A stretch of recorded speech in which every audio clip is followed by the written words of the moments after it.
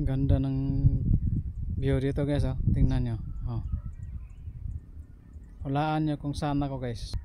Dan tingnan nyo, oh. Oh. Ang ganda, no. Basta ganito yun lah. Ano yun? Wala, may tao dyan, no. Ngayon ko lang nakita yun, no. May dalawa tao ata yun, no. Tingnan ko mamaya yan.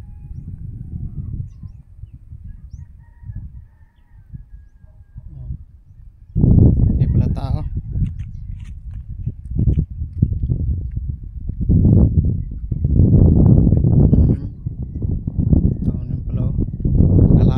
Kalahoy ba? Kalahoy.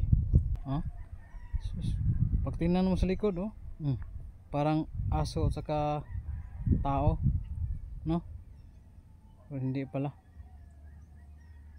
Kahoy lang pala yun, nakatayo. Yan pong lugar na yan yung tinatawag Baryo Pangpang-Akob. Yan yun. Yung mga tirahan ng mga taong hindi mayayaman gaya ko, yung nangangailangan ng tulong ba, no? Di ba? Kaya yun lang, oh. Ito yung mga tinatanim, yung mga maliliit dyan guys. Yan pala yung mga niyog na ano. Mga niyog yan naman. Hindi carbon dioxide, ah. Yung carbon dioxide nasa kanin yun, eh. Kayo na lang mag-isip kung ano yung carbon. Kasi alam namin yung mga taga Cebu kung ano yung carbon, no. Diba?